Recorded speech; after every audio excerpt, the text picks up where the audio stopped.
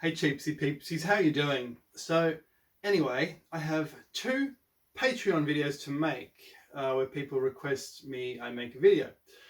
And in furtherance to this holy and moral spiritual obligation, which I have been offsetting for some time due to the complexity of the task required, I have been thinking.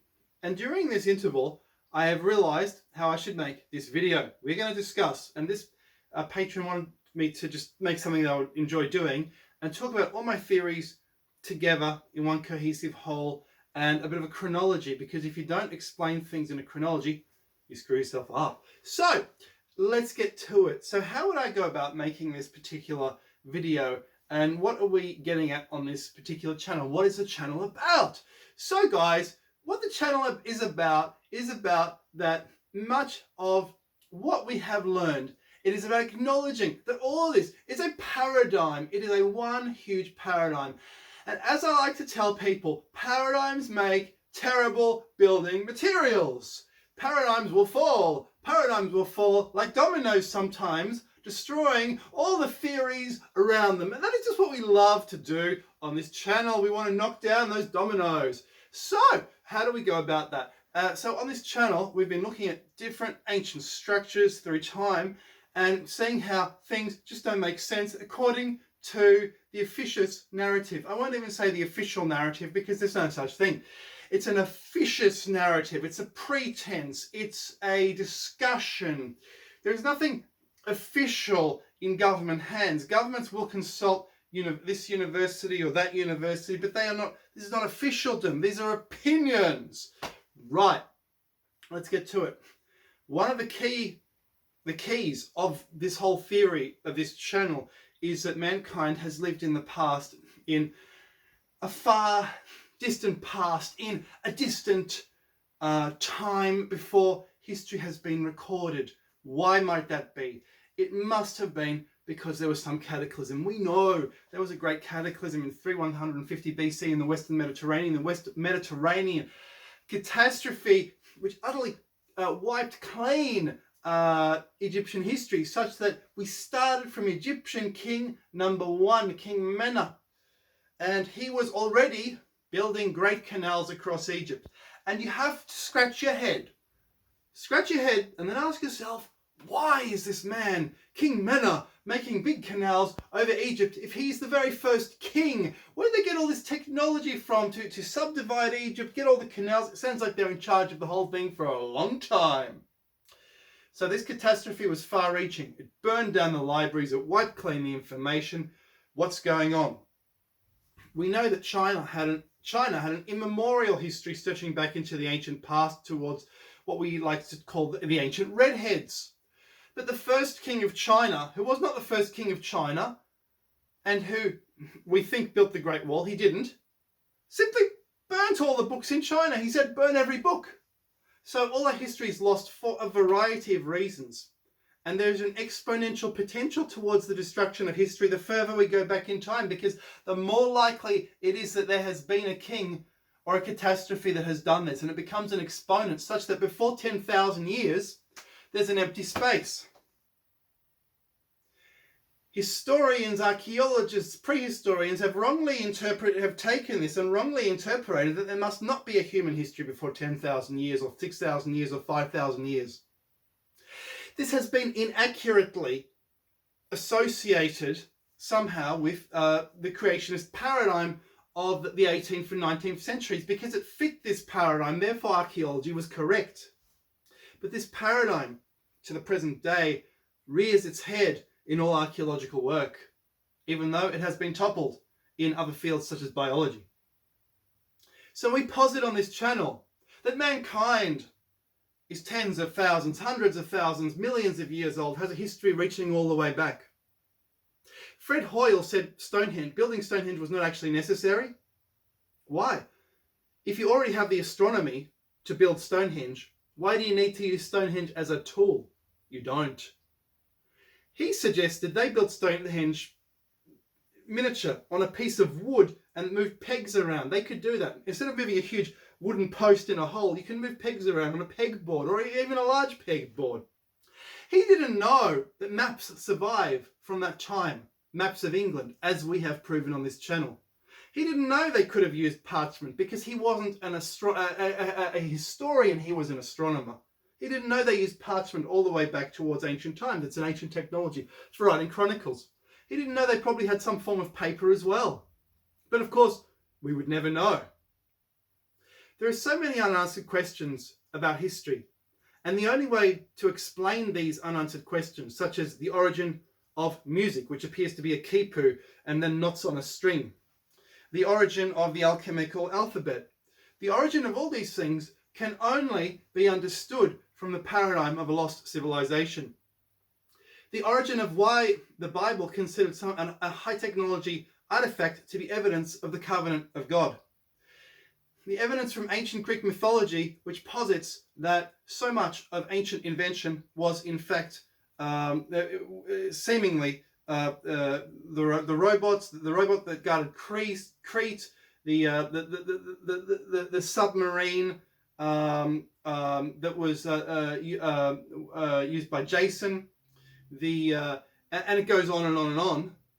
The flying Pegasus. We have flying everywhere in the ancient world, in particular mixed with the legends of King Solomon, who seems to be a high-tech worldwide king. So was possibly King Arthur, a king of the huge Beaker Empire, which stretched from Britain to Spain. We have evidence from all around the world of an ancient time of a high-tech society. It seems that this ancient technology has reached us. This idea of ancient technology has reached us. And we have discussed it in abundance on this channel over several years. It has reached us even despite the multitude of catastrophes and erasings that have occurred, say in Europe or even worse in America. So much so that America was the New World 500 years ago. A human's 500 years old. We're millions of years old. So why was America a New World 500 years ago? Because no history. No knowledge. So, how far back do we go? So one of the things I suggested early on this channel was that if you look at the weather patterns, there was actually a spike like today in terms of temperatures as little as 120,000 to 110,000, 100,000 years ago, and then it declined again into the Pleistocene, that cold period, and then up to today, the Holocene, it's warm again. And there have been lots of local spikes in that time as well. So the past 10,000 years, we have witnessed, because of the warming temperatures, a massive explosion of humanity, which has enabled us to build factories pumping coal into the atmosphere. Chicken or egg, you decide which one came first. Not me, you. As for the high technology, there was an opportunity, therefore, only 100,000 years ago, for a civilization to have developed just like our one today, just like our civilization today. We know there was a great catastrophe. The Toba volcano was a massive catastrophe which occurred in Indonesia. It was apparently was very bad. Apparently there was lots of there was species degradation. Look, that's what the paradigm says today. As for what the paradigm says in 2021 and 2022, look, it might be completely different. We actually don't know. This is what archaeologists like to say. They like to say, that's the building. As for what went in there, we don't know. And they actually say that to discredit historians, to discredit prehistorians, to discredit any possible interpretation, save for their interpretation, because they like to be the master of the universe. So we don't know. We don't know how old humanity is. We do know that the chimpanzee is certainly a pest of an animal. You wouldn't want to hang around one. We prefer whales and even pigs or dogs, or, you know, and we're actually more similar somehow to these creatures, even though the DNA says no. So again, there are paradigms that need to fall before we develop a full understanding of what's going on. So guys, what happened next? There were catastrophes. Probably 30,000 years ago, a very big catastrophe, I think, actually possibly wiped out many of the remaining dinosaurs. It seems dinosaurs survived even that and into modern times. If you look at all the stories around the world, there are feathered, large things that look like, in Australia, crocodiles. Just west of Geelong, there was something called a bunyip, which was a feathered crocodile. inhabiting certain lakes, eating certain aboriginals. This is kind of recorded by the early historians of Australia, the early settlers of Australia. And of course, we in our modern world, which is only a few decades after that time, say, well, it couldn't have existed because it doesn't seem to have existed based on current paradigms, which must fall. So, what happened after that? It seems the Great Pyramid may have been constructed, I think possibly on the design of a high technology device, or inspired by an ancient high technology device. Clearly, the Great Pyramid is a reflection of what's going on at Newgrange, where we have a light show going on, light being beamed down tunnels. And the Great Pyramid tunnels are absolutely made for a light show. That's right, made for a light show. You can beam and you can reflect back equal length tunnels. So it's made for a light show, or it's made for something physics related called interferometry, or it's inspired, it's made an homage to something interferometry related. And we've suggested that on this channel. Someone on the channel actually gave me the idea, one of the comments. He's never gotten back to me. I hope I didn't block him, but if I did block him, it's because he said something rude. I don't tolerate that. And then we get towards the modern world. We get towards the idea of Atlantis.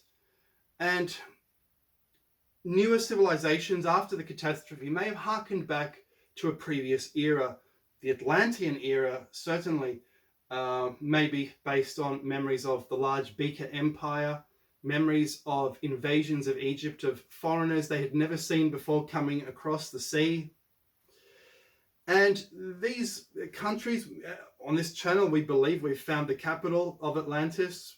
Check out the videos. We believe we've found evidence of tunnels, ancient underground canals of Atlantis. We believe we found a map of Atlantis, as you see on this channel. Maybe it's wrong, maybe it's right, who knows. And these civilizations inherited earlier technologies, earlier rock building technologies, or just the rocks themselves, and reused them. So we can see that modern cities, such as Rome, are actually built on a foundation of very large, precisely engineered blocks, as we see at the Great Pyramid. The Great Pyramid, Khufu may have taken these great engineered blocks from a building and turned them into a pyramid. He may have collected these blocks from around Egypt, around the plateau, turned them into a pyramid. Obviously, it's a very difficult discussion to discuss this because so many people have tampered and have not left evidence of who they were and when the tampering occurred. Even archaeologists are guilty of this. As late as 1965, the archaeologist Atkinson described the builders of Stonehenge as howling barbarians. He disregarded all of the computer-proven archaeoastronomy that occurs there and says they were howling barbarians. Why? A barbarian is between, historically, a savage on this side and a civilized person on this side, barbarian in the middle. Barbarian has no cities, he has a chieftain. No cities, no libraries, therefore no learning, therefore he couldn't have built this. No cities have been found, therefore barbarians. These are the paradigms in which archaeology is still currently constrained. But by breaking these paradigms, we're actually going to start to see the truth, which is that humankind is hundreds of thousands of years into the past, that catastrophes have intervened just as they have intervened in evolution, which have created new species and new, therefore, in this instance, new civilizations springing from those catastrophes. And that is what has been happening. That is what has been happening until the present day. And because of the catastrophes, we keep rediscovering, saying, oh, look at that, that shouldn't be there. Oh, that monument, we didn't know about that. Oh, we didn't know they had that technology. Oh, we didn't know this. Oh, we didn't know that. And this continues on until the present day, and it will keep going on until probably the next catastrophe will occur probably before all these paradigms are shattered, because mankind just loves all these endless paradigms. Anyway, that's the video. I hope you've enjoyed, and that's what the channel is about.